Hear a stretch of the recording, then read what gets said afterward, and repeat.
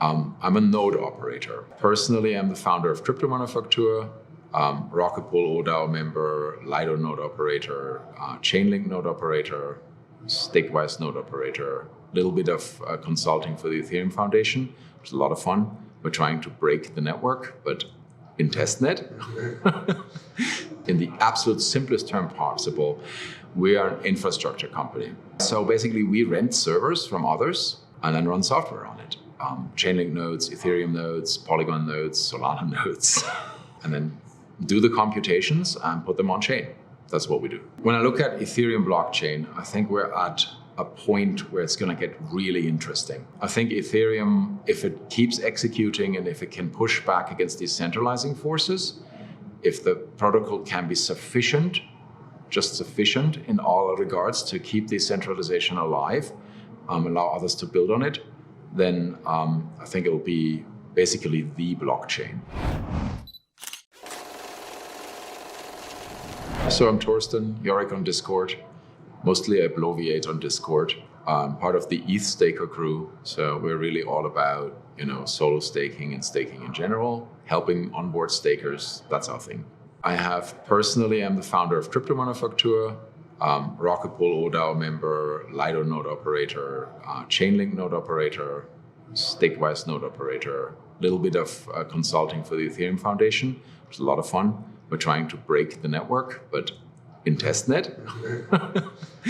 This is a lot going on. Are you a one-man team? We're not. That would be too much for one man, right? It's myself. I have a co-founder, Jake, and then I have 2 employees. If I can chill, the thing I am most proud about has nothing to do with crypto. We are a firm that does 32-hour, 4-day work week at full pay. That's my dream. I wanted to build the thing I wanted to work for. In the absolute simplest term possible, we are an infrastructure company. Our whole thing is that because things are meant to be decentralized, right? So say you have a validator running or you need a price feed from Chainlink. This is meant to run on more than just one company in their one data center. It's meant to be resilient and decentralized. So we're one of several that run these servers, run the software, either validate on Ethereum or help put price feeds together. Ultimately, we are an infrastructure company. That's what we are, Call that site reliability engineering if you like, or just cloud engineering or whatever. That's what we do. Yeah, so basically we rent servers from others. So say we rent from Google, we rent from AWS, we rent from others, we rent some bare metal servers from OVH, some from Vulture. I'm probably shilling them right now. That's not the only companies you can rent from, right? Rent a server and then run software on it. Chainlink nodes, Ethereum nodes, Polygon nodes, Solana nodes. Those are fun. All that kind of stuff, right? And then do the computations and put them on chain. That's what we do. I'm a node operator. So on the EthStaker side, I'm an educator. I educate people on how to run their nodes. So if they want to be a node operator for a highly decentralized staking protocol, we help them get set up and how to do that and how to get set up on testnet and all that stuff. That's on the EthStaker side. On the Crypto Manufaktur side, I'm part of the Rocket Pool ODAO, the Oracle DAO. So I have Oracle duties there and have duties to help secure the protocol, like with contract upgrades and the like. And then on the other liquid staking protocol side, I'm one of the node operators. So my duty there is to do a good job and get yield for people and be up and not down, right? And make sure the validators are validating. So when somebody goes and says, I'm going to buy this liquid staking token, I'm actually not going to shill them, but it's pretty clear who they are. They have like 29 node operators. Now, if you're paying attention, you know who that is. If you buy that liquid staking token, then the ETH that it gets exchanged for, that needs to get staked somewhere. So that lands on a node operator who then runs the validator software and puts the duties on chain. And we're one of those. We're available to teach people for a fee on how to do this, right? So this I can actually mention, we are currently helping Galaxy Digital set up their own staking at scale. They want to stake in their data centers They need to run an Ethereum staking organization. They want to do that in a resilient but safe manner so they don't get slashed. We do this as a business. We're happy to teach others. The value is it's faster, and you benefit from the lessons learned, basically. When you look at some of the early staking providers early in Ethereum, a couple got slashed. Like we had 75 validators here, another 70 there, not of ours, but of other staking providers or node operators who got slashed, right? So slashing is a forced exit and a 1.1 ETH or thereabouts penalty per validator. So we can teach people how to be resilient, but not get slashed. That was the problem, right? Those operators were trying to have resilience, so they reduced downtime, but they did it in such a way that there was a risk that the keys were doubled up. And so eventually that happened and they got slashed. We know how not to. And it's not black magic. And it's not at all. All the information is out there. It's all free and open source. We just consult on which free and open source to choose and how to put it together. Zero secrets. This is all FOSS. It's all free and open source. All the GitHub repos are public. All the documentation is public. Somebody can do this 100% without a single hour of consulting and just look around and make it happen.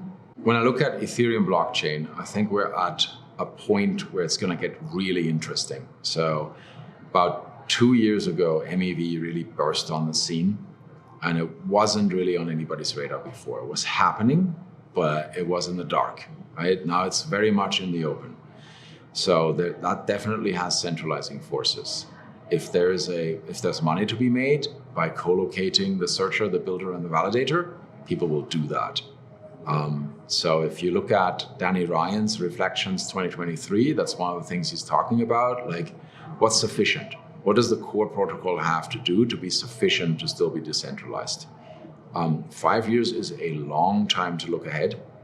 I think in 5 years, Ethereum definitely will have achieved its scaling goals or died trying. So into layer 2s, maybe into layer 3s, ZK layers will exist fully instead of still being R&D. We will probably have a lot of the other stuff that Ethereum wants to do implemented. I'm not going to put my hand in the fire for single slot finality. That might take a little longer, but it'll get there. I think Ethereum, if it keeps executing and if it can push back against these centralizing forces, if the protocol can be sufficient, just sufficient in all regards to keep decentralization alive, allow others to build on it, then I think it will be basically the blockchain. There will be others, but it will probably be the largest, most vibrant ecosystem around. And we want to still be an infrastructure provider in that ecosystem. At this time and in the future, there's something challenging this being decentralized? I think so, yes. And it's specifically MEV, right? Which is? Maximal extractable value. So if people, if home stakers are watching this, you got this MEV boost thing where you get blocks from relays, which get them from builders, which get bundles from searchers. If there is money to be made by co-locating the validators close to the block producers, then that is what is going to happen. Because there's a lot, when you look at TradFi, right, ASICs were being deployed, microwaves were being deployed to shave a couple milliseconds off the path between New York City and Chicago to do faster high-speed trading. There's a lot of money sloshing around in this world ready to say, okay, how do we get the most out of this? If there is money to be made by co-locating validators with block builders, that's exactly what will happen, right? The difficulty Danny is way brighter about this than I ever will. I'm just parroting him. The difficulty he lays out is the two forces between, there's all this money sloshing in that might, we're not sure yet, but might find value in co-locating all this, which is a centralizing force. And then the protocol needs to be sufficient to push against that. But that space hasn't been fully explored. There's still a lot of research and development to go on. So on the one hand, you could be too late. You're waiting too long. The centralization is already happening. Or you could be too early. the research hasn't had enough time. You implement something and then you find out we thought that was sufficient, but it's not. It is possible that Ethereum on the base layer will not do anything about it and says this is good enough solved on the dApp layer. So you have some actors in the Ethereum ecosystems who says this just needs to be solved on the application layer. The applications need to solve this. The RPC providers, the dApps, the DEXs, they need to solve this. This is not for the core protocol to solve. And there are others such as Danny that say, yes, and the core protocol needs to have at least this much. It needs to be sufficient to allow others to build on it. It needs to have sufficient protection against decentralizing forces. It doesn't need to be the whole enchilada, but it needs to be sufficient so that it's not relying entirely on outside builders to keep it decentralized. There should be something in the core protocol that incentivizes staying decentralized. We will have other answers we're seeking. In 5 years, I think is MEV a centralizing force that will bring us all into one data center? Hyperbole, but you know what I'm saying. That question will have been answered because the money behind that isn't going to wait 5 years. So that question will have been answered. There will be other questions. It will remain an exciting space. When you look at the Ethereum roadmap, I see an easy 10 years of really big items to tackle before we're at a point where we can even think about ossifying. But my crystal ball is cloudy and cracked and not any more reliant than anybody else's or reliable. It is a decentralized space. I don't think there is such a thing as one node operator takes it all. That's against the ethos. That's not what's designed, right? So that protocol I keep alluding to that we're a node operator for, they want to keep any one node operator to no more than 1% of Ethereum. That makes perfect sense, right? One, it aligns with the ethos. Two, it de-risks them a little. If we're down hard, a whole bunch of keys might be down. Now, in our case, that's actually not the case. We're compartmentalizing this. Like we're doing 1,000 keys per environment. The environments are all over the world. Europe, Americas, Asia Pacific. We're really spreading this out to make sure that there is no such thing as all of crypto manufacture goes down.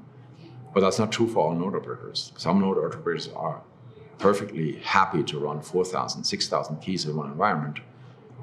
And so that's probably, though, the max that a protocol would want to see. Like a liquid staking protocol doesn't want to see, half of their stuff going down when one of the node operators goes down. So we'll remain relevant by being one of many that do a good job. Like nobody's forcing me to build a new environment in a different geographic region for every 1,000 keys. It's liked, I'm being told that's the right thing to do, but nobody's forcing me. I could cost optimize hard and say 2,000 keys is fine, 3,000 is fine, but I wouldn't feel comfortable. So I'm actually a sales engineer by training, heavy emphasis on engineer. I started mining Ethereum in 2017. Then I tried trading a little bit. What I found out about trading is that I'm absolutely no good at it. And if I try it, I lose money.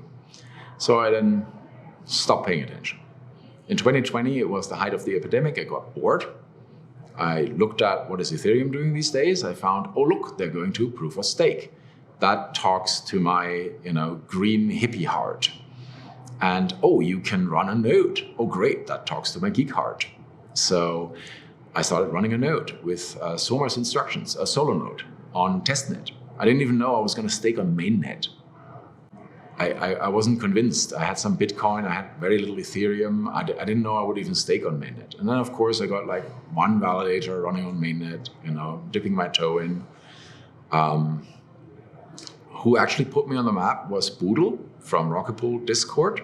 Discord has done so good for me, Boodle said, hey, Yorick, you should talk to Chainlink. They're doing these Chainlink Olympics. They want to see whether community members can become node operators. Is that a thing that can work? Internally, they're not quite sure. Some of them people say, you wouldn't believe what's sloshing around in the community, and others are saying, no, we need to go to enterprise. Let's be real, right? And so we participated in the Olympics.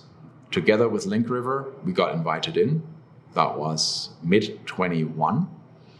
And we've been Chainlink node operators ever since, and it built from there.